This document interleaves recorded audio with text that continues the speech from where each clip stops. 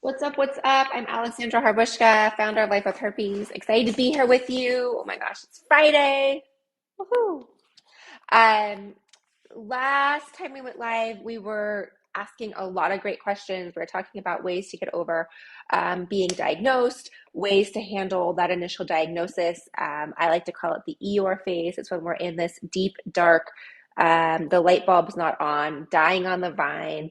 If you think of Eeyore, he's always like, ho hum, life is tough, and there's rain clouds following him everywhere he goes. That's what I like to refer to as the ER phase when we talk about when we're diagnosed with herpes. So go back and watch the replay or the video on that one if that's where you are. Hi there.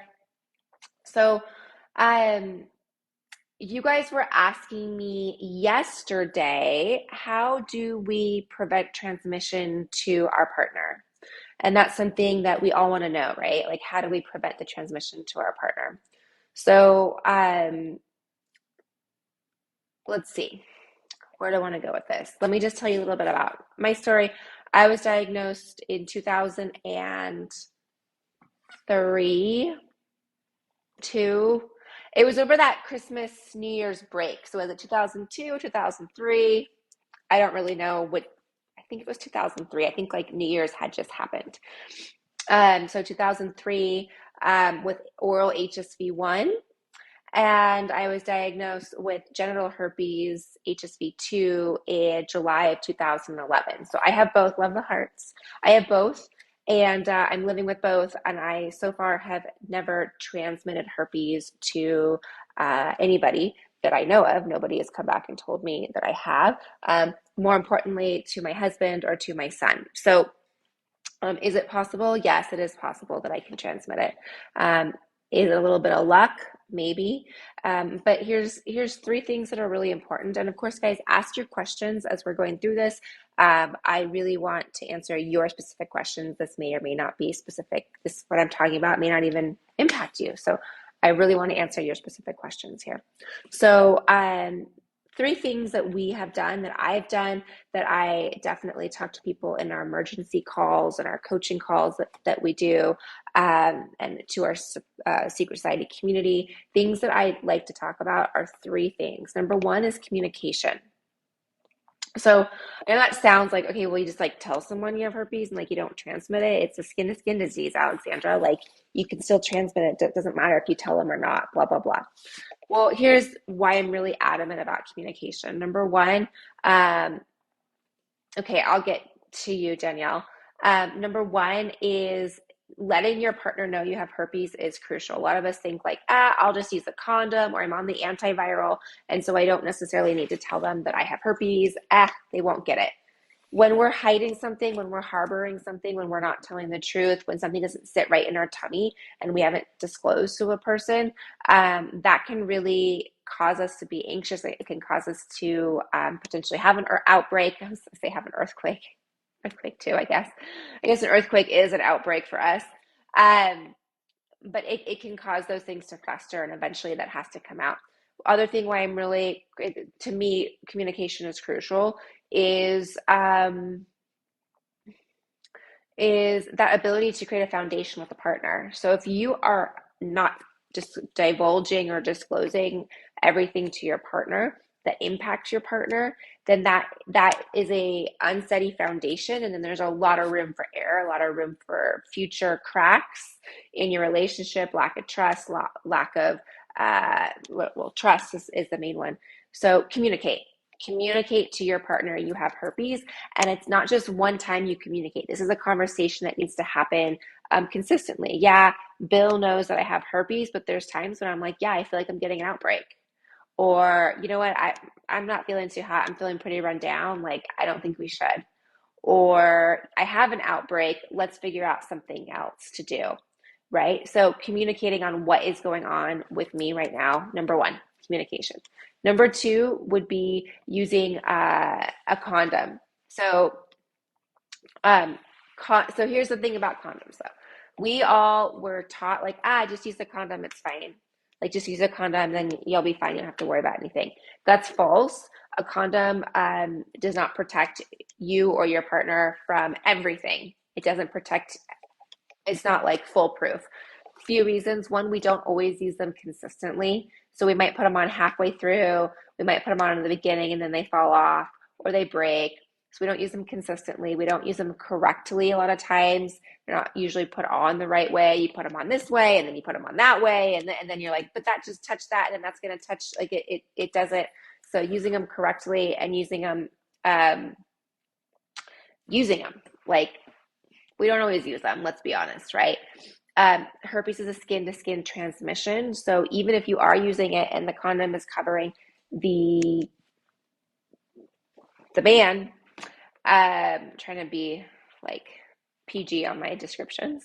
If the condom is covering the male anatomy, then there's a lot of other areas that can be exposed that also are skin to skin that you come in contact with.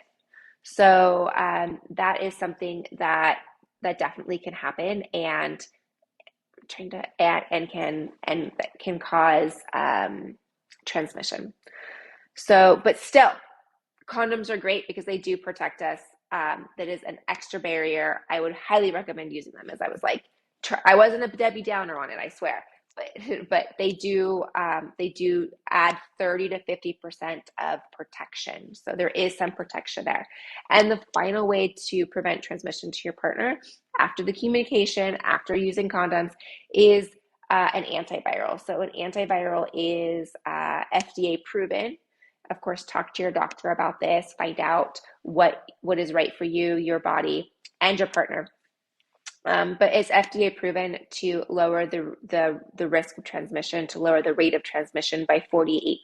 So it does lower it significantly, and it can protect your partner. So those three things, communication, condom, antiviral, those three things together will be the best method in preventing transmission. Now, the next thing is I always like to talk about is when it's like, well, what if we don't want to use a condom? Or what if I don't want to take the antiviral or all these things? I like to compare this to potentially birth control. So when you are in a relationship with somebody and you're sexually active with that partner, you and that partner need to discuss birth control, right? Like, what are we going to do? Or is there going to be some sort of hormonal contraceptive? Are we going to use condoms? Are we going to use a diaphragm? Are we going to use an IUD? Are we going to do the pull and pray? Like, I hope we don't get pregnant. What are we going to do? And what really matters is what works best for you and your partner. So at different times in your relationship, you'll be doing different things. Obviously, if it's a brand new relationship, you might be like, I want no choice, no chances whatsoever. Other times you might be like, if it happens, it happens. We don't really care. So that's how I like to look at herpes or any STI conversation, is like, there are, in some cases, you're like, absolutely, we're going to do everything possible to prevent transmission. At other points in relationship, you might be like, I don't really care. Like, I just want to be with you. I don't really care. So that was really like my main punch today, and I really wanted to address that with you guys. Okay. Now let me get to your questions, because you guys have been asking me lots of great questions. Keep them coming, by the way. I love, no pun intended, I love answering your specific questions. What advice do you have to someone who was just diagnosed in 2001? So the last video I just did, I probably talked about 20 minutes on this. And I call it the Eeyore phase. It's when we're in the dark spot. It's when we're in a gray area. We can't see the light at the end of the tunnel. We are absolutely heartbroken, shattered, literally like our heart is bleeding type of phase, awful phase. There's two things that are very, very important. Number one is taking risk. Well, I don't know which one's really first. There's not one that's first. I'd say practice forgiveness. So forgive your partner and forgive yourself. And number two, take responsibility for your actions. When we do those three things, it's two things, but forgiveness and responsibility. When we do that, we are no longer put in this like, well, this happened to me, poor me, my life is over. We now take responsibility for what happened, and we can start to see light at the end of the tunnel. There's a lot of self-work that needs to happen, a lot of self-help. And the next thing I would highly recommend doing if you're just diagnosed with herpes is find a community that you feel comfortable with. There's a lot of support groups out there. Obviously, we have one here at Life with Herpes. It's clearly my favorite. I started it because it didn't exist when I was diagnosed with herpes, but find a community that you work with and you associate with and that you're going to feel most comfortable asking questions, opening up, and having people support you. That's going to get you through. Yeah, I totally understand what you're going through. You have HSV1, but I've never had an outbreak. Can I still pass skin to skin or only saliva? So again, herpes is a skin to skin transmission. Saliva, it does not live in saliva. Saliva can be a vehicle. It can be a carrier. Like perfect example. Let's say you have oral herpes, you have an outbreak. You use your saliva as a lubricant for sex, right? You would spit or something that could be in your saliva, right? It could have touched the outbreak that could transmit it. And again, saliva is a vehicle. It's not living in your saliva. But yeah, unfortunately, if you are asymptomatic, you can still transmit herpes. 70% of transmissions occur without an actual outbreak. So that is very frustrating, of course, because you can't see it, you don't know. But again, I would do what's right for you and your partner. I kiss my husband every day. I kiss my baby every day. So do what's right for you and your partner. I personally feel like, why would I miss out on kissing my husband and my child every day? My doctor told me to only use the antiviral when I have an outbreak, but I've never had one. That's awesome that you've never had one. Like, that's the bomb.com right there. So if you've never had an outbreak, you are very, very lucky that you're not getting them. There's so many people that are envious of you because they have nonstop outbreaks. The antiviral will help reduce transmission. Obviously, you're not getting outbreaks. You don't have to worry about an outbreak type of transmission, but the asymptomatic shedding can still happen even though you've not had an outbreak. I would say that if your partner is concerned, then taking the antiviral might be the best thing for you and your partner. Again, what do you guys want to do together? What is going to get you guys, both of you, feeling comfortable having a relationship? What's going to be comfortable? Talk to your doctor about it.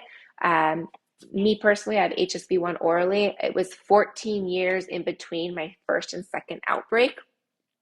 So I had no need to really be on an antiviral, right? It didn't really impact me. But for you, you might feel more comfortable. It's just up to you. I like the big eyes. I don't know. Maybe you just stumbled upon this. You're like, what is going on? If you just stumbled upon Life with Herpes, you're like, what is going on? This is a community for people living with herpes. The majority of the population actually has herpes, yet the majority of the people do not know they have it. And so it's ostracized. It is stigmatized. It is brutally just, we are ripped to shreds when we find out we have herpes. So we are here to break that stigma. We're here to bring awareness, education, make it fun, have a community, and support each other along this journey. You're amazing for the educational communication you are providing. Thank you. I appreciate that. I've been doing this since 2017. Yeah, I've been doing it since 2017. So can you give them to me? Give them to me. Who am I giving them to you? What am I giving you? How do you go about telling your partner? This is a really big one. This is like the number one concern.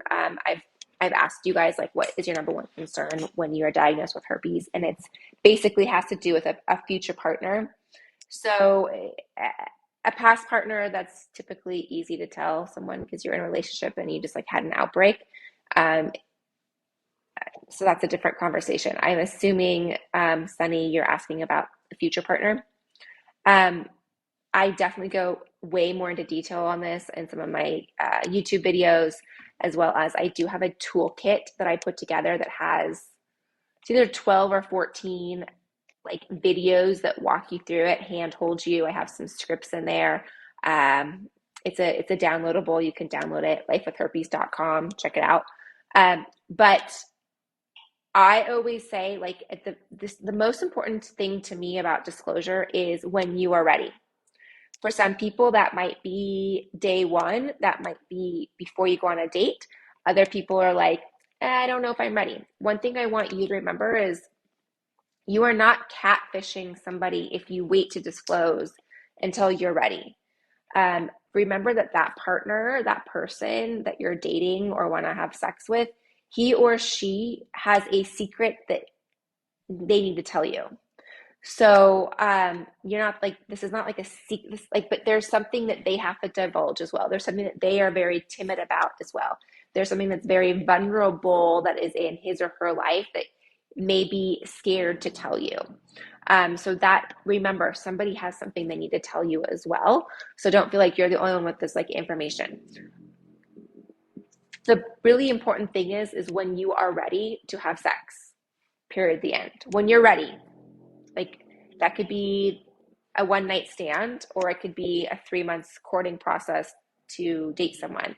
It doesn't matter. And it's gonna be different for every situation. So whenever you are ready, that's when you would disclose to a partner. Really bad times to disclose when you're having sex, like that's a really bad time. When you're about to have sex, also really bad time. The third really bad time to tell someone that you have herpes is when you're intoxicated. Like if you're under the influence of anything, like it's different from like one glass of wine to a bottle, right? Um, you need to, it's a sober conversation. Sex, like safe sex, should be a sober conversation. We're all guilty. We've all had the like, hey, you good? I'm good, after like multiple drinks or whatever. But it's really important. I took a biomedical ethics class. Don't ever take that class. I took it in college. I had to take it to graduate. Don't ever take one. But I learned some important things in it. In order to make a medical decision, you have to make sure that that person is deemed competent over the age of 18 and not under the influence. So I take those three rules. If your partner's over the age of 18, deemed competent, like mentally there, and not under the influence, that person is able to make a decision. So when you are disclosing, um, if someone's like under the influence or in the heat of the moment, their response may be altered. So that's all I'm saying. Would you recommend getting retested, tested positive for an antibodies but never had an outbreak? Typically, if you are positive, it's like you're positive. Um, I would say that yeah, go on ahead and get retested. That's great. I know I took like 20 tests because I didn't believe it.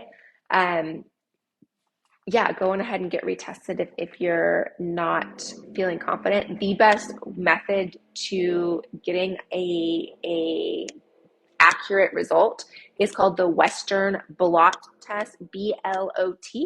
It's from the University of Washington. You have to contact them directly and get a Western blot test. You have to take the kit, go to a blood servicing center, have your blood drawn, take your blood and ship it back to University of Washington. It is a process. It is expensive, but that is the most accurate results you can get. Doctor told me I don't have herpes. I was just exposed. Perhaps it depends. There's an IgG and IgM test. Typically, if you have the antibodies for it, it means that you have it. So I would, if you're confused, I'd go back or get that Western blot test. When going to a doctor and asked to be tested for STDs, why is herpes not normally tested? Oh, such a heavy one. Why is herpes not included? Well, I have a couple of theories. There's also some medical answers I've heard from doctors. Number one, a lot of times, if you don't know you have it, then why the aftermath of finding out that you have herpes is much worse than the actual disease or infection. So just the mental aftermath of learning you have herpes is far worse than the actual outbreak, than far worse than actually having this virus, because this virus doesn't do anything to you. It just causes annoying little blisters. You're not going to lose your left foot. It's not going to cause cancer. It's not going to cause diabetes. It's not going to cause infertility. It doesn't do anything. It just causes annoying blisters. So as far in like the medical world, it's not a big deal. Other STIs out there, chlamydia, gonorrhea, syphilis, they all have some serious repercussions if you are not properly treated. So if you don't get treatment, they can cause a lot of longer term issues. Same with hepatitis. These are all some very serious ones. This is why these are, well, hepatitis is not included, but these are some serious, there's some serious outcomes if they don't go treated.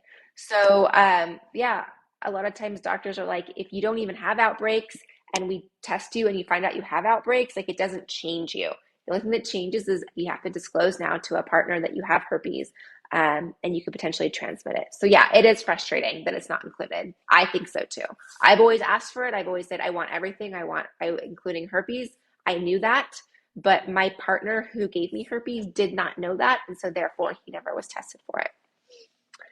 How do you get past the point of feeling normal or for having it? I was talking about this a lot earlier as well as in the last video that I did. Surround yourself with a community of people that have it, that are able to support you. That could be a best friend. It could be joining Life with Herpes. It could be finding another community. I would surround yourself with it.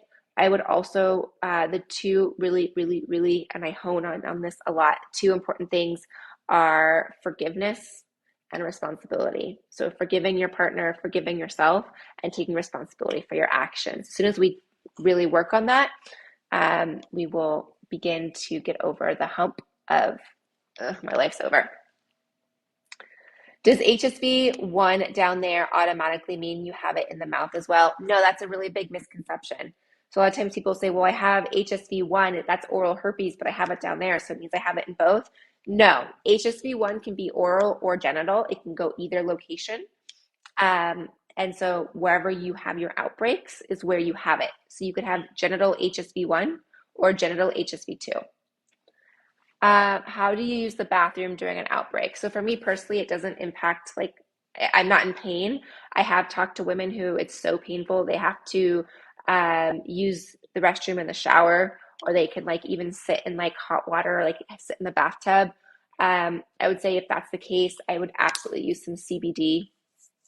That is really helpful for pain.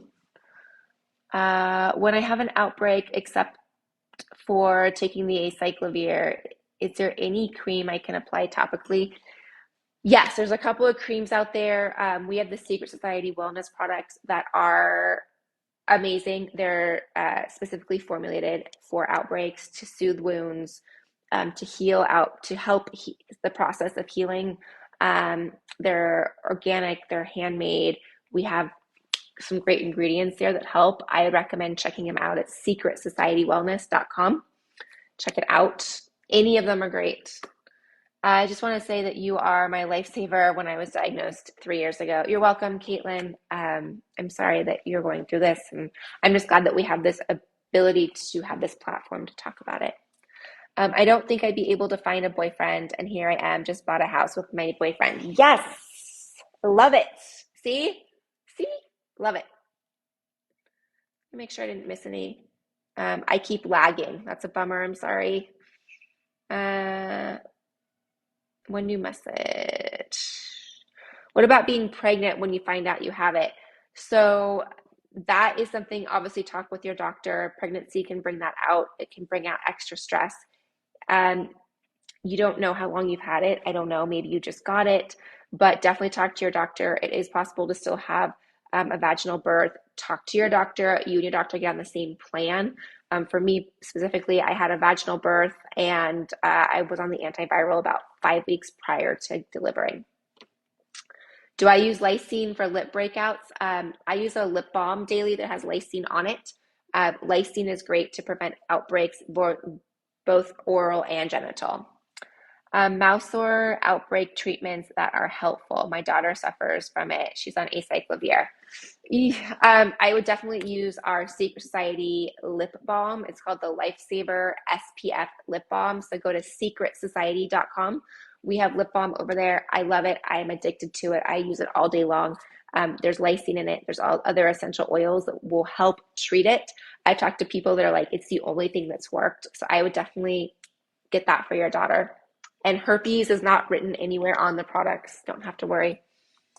When do you think you would tell someone when you're in a relationship? I was just talking about this earlier, so go back and watch it. And I also have a toolkit on this that really breaks it down with like 14 videos, 12 to 14 videos breaking down, but I would say whenever you're ready to have sex. So whenever you're in a relation, when you're dating the person and you're ready to have sex, when you feel like the relationship has gotten to that point, is when you bring up the conversation.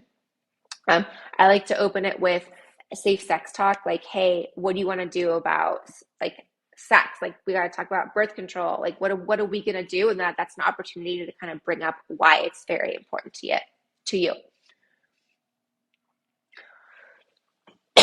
Hers are inside her mouth. Are you sure they're not canker sores? I would talk to your dentist also. Some dentists have lasers. They can laser inside the mouth. It's a red light laser. Perhaps your dentist has something that can help with that. Oral herpes, there's a mouthwash for sores. I didn't know that. Yeah, that's great. Try the mouthwash. There might be something for that can like dull the pain.